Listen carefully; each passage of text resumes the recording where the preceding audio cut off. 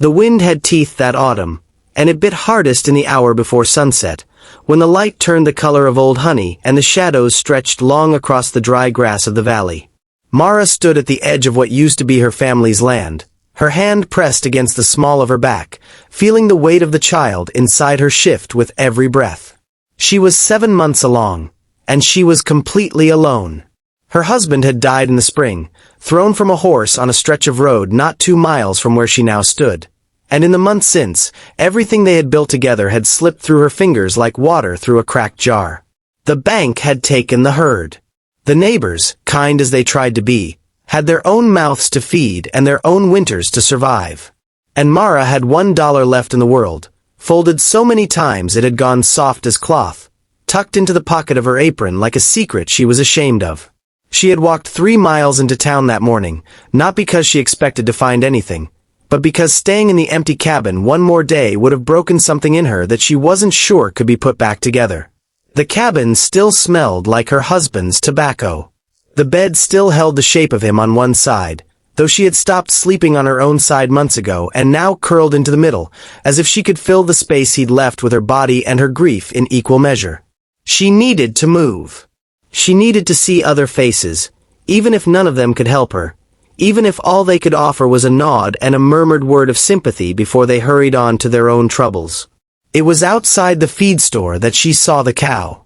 The animal was tied to a post, thin in the flanks but with a belly swollen unmistakably with calf, her coat the color of rust and cream, her eyes large and dark and strangely calm for a creature that had clearly been dragged from one owner to another more times than anyone could count. A man Mara didn't recognize stood beside her, his coat patched at the elbows, his boots more whole than leather.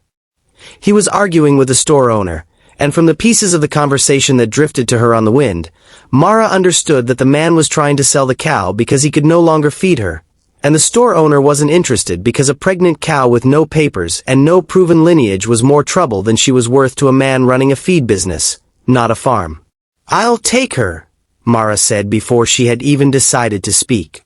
Both men turned to look at her, and she watched the assessment happen in their eyes the way it always did now.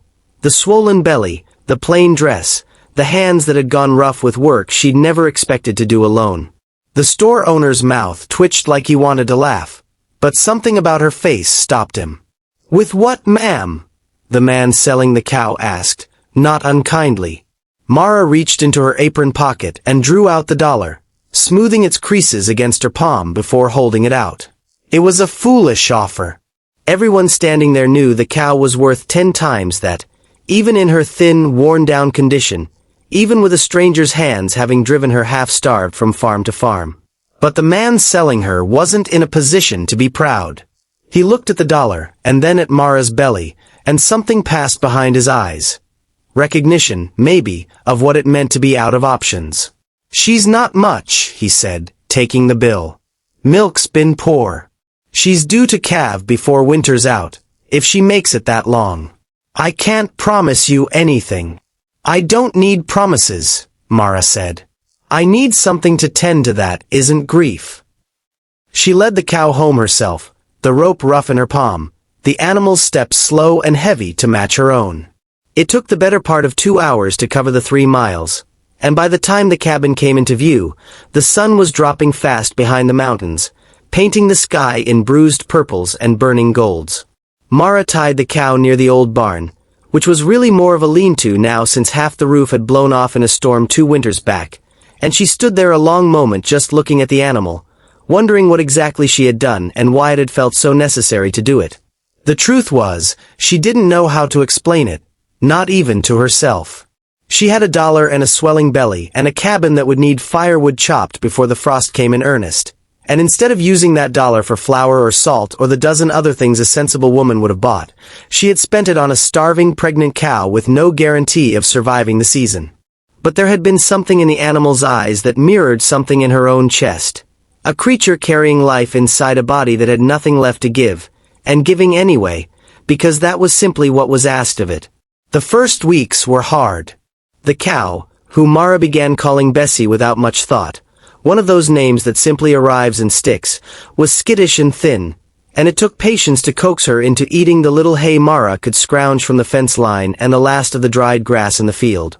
Mara's own body was heavy now, every task doubled in difficulty by the child pressing against her ribs, but she found that caring for Bessie gave a shape to her days that had gone shapeless since the funeral.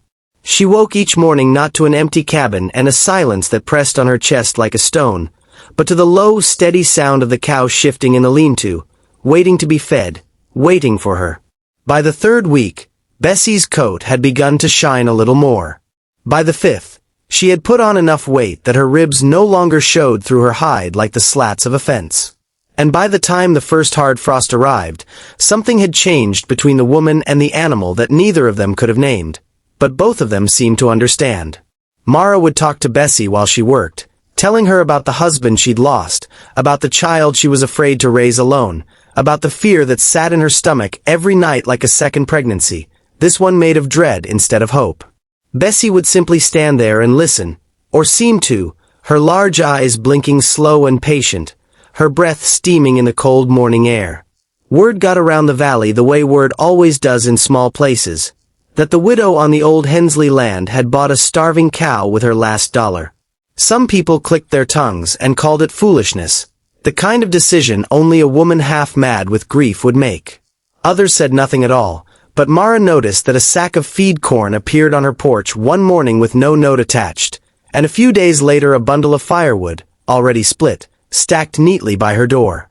She never learned exactly who left these gifts, though she had her suspicions, and she was too proud and too grateful in equal measure to ask. Winter came hard that year, the kind of cold that turned the inside of the windows to frost and made every trip to the well feel like a small expedition into enemy territory. Mara's belly grew heavier still, and there were nights she lay awake listening to the wind howl against the cabin walls, wondering if she would survive the birth alone, wondering what would become of the child if she didn't. But every morning she rose anyway, because Bessie needed feeding, because the animal's care had become a thread tying her to the world, a reason to keep moving when everything in her wanted to simply lie down in the cold and stop. It was in the deepest part of January, on a night when the snow fell thick and silent outside, that Bessie went into labor. Mara heard the low, distressed sounds from the lean-to and hauled herself out into the freezing dark, her own body aching with the strain of her own pregnancy, and found the cow struggling, her sides heaving, her eyes wide with the particular animal terror of a creature in pain it doesn't understand. Mara had never delivered a calf before. She had watched her husband do it once, years earlier, before they were married, when she'd visited her uncle's farm as a girl, but watching and doing were different animals entirely. She worked through the night by lantern light, her hands numb with cold, her back screaming in protest, talking to Bessie the whole time in a low, steady voice, the same voice she imagined she would use on her own child in the months to come. When the calf finally came, slick and trembling in the hay, Mara wept, not delicately, not the quiet tears of a woman keeping composed, but great heaving sobs that seemed to come from some place far beneath her grief, a place that had been waiting all these months for permission to break open. She wasn't entirely sure in that moment whether she was crying for the calf, or for Bessie, or for her husband, or for the child inside her that she would soon have to bring into a world this hard and this beautiful all at once. Perhaps she was crying for all of it together, because grief and joy, she was learning, did not take turns. They arrived in the same breath. The calf lived. It stood on shaking legs within the hour, nosing at its mother, and Bessie, exhausted as she was, began producing milk almost immediately. Good milk, rich and plentiful, more than Mara could have imagined from an animal that had been half-starved just months before. Mara sold what she didn't need to a family 2 farms over, and then to another, and within a few weeks she had traded milk for eggs, for flour, for a length of wool cloth to make clothes for the baby coming. It wasn't wealth. It wasn't even security, not really. But it was something, and something was more than she'd had since the day her husband didn't come home. Her own daughter was born in early March, in the same cabin, on the same bed, with a neighbor woman who had heard of her situation arriving just in time to help, drawn perhaps by whatever quiet network of women in that valley looked out for one another when the men could not or would not. Mara named her Hope, not because she was a woman given to sentimentality, but because it was, quite simply, the truest word she had for what the child represented. The years that followed were not easy ones, but they were not the years Mara had feared in the depths of that terrible winter. Bessie's line proved hardy and good-natured, and word of her rich milk spread through the valley until Mara found herself, 3 years later, tending not 1 cow but 4, all descended from the animal she'd bought with her last dollar outside the feed store. She built a proper barn with the help of 2 neighbors who had grown fond of the stubborn, quiet widow and her small, determined daughter. She never remarried, though there were men who asked, because she had discovered in those hard years a kind of strength she hadn't known she possessed, and she found she was no longer willing to build her life around anyone else's shadow. Hope grew up with the smell of hay and milk in her hair, learning to lead the cows to pasture before she'd learned her letters, and there was a particular afternoon, when the girl was perhaps 6 years old, that Mara would remember for the rest of her life. They were standing at the fence together, watching the herd graze in the gold light of late afternoon, and Hope asked her mother where the cows had come from. "From 1 cow," Mara said. "The first one. I bought her when I had nothing else left, and she gave me everything I needed to build all this." "Why her?" Hope asked. "Why did you pick her?" Mara thought about it for a long moment, watching the animals move slow and unhurried across the grass, their shapes softened by the fading light. "Because she was carrying something inside her that she hadn't given up on," she finally said. "And so was I. I suppose I thought if I couldn't save myself that day, at least I could save something. And it turned out that saving her was how I ended up saving myself, though I didn't understand it at the time." The valley remembered that story long after Mara had gone gray, long after Hope had grown and married and had daughters of her own who grew up on that same land, tending cattle descended from a single starving animal bought with a single crumpled dollar. It became one of those tales that people told each other on cold nights, the kind that got a little larger with each retelling, though the heart of it never changed.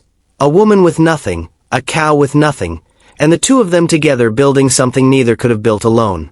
And whenever someone in that valley found themselves at the very bottom, with nothing left but a single choice between despair and one small, stubborn act of hope, someone older would inevitably tell them about the pregnant widow and her pregnant cow, and remind them that sometimes the smallest, strangest decisions, made in the darkest hours, are the ones that end up saving a life.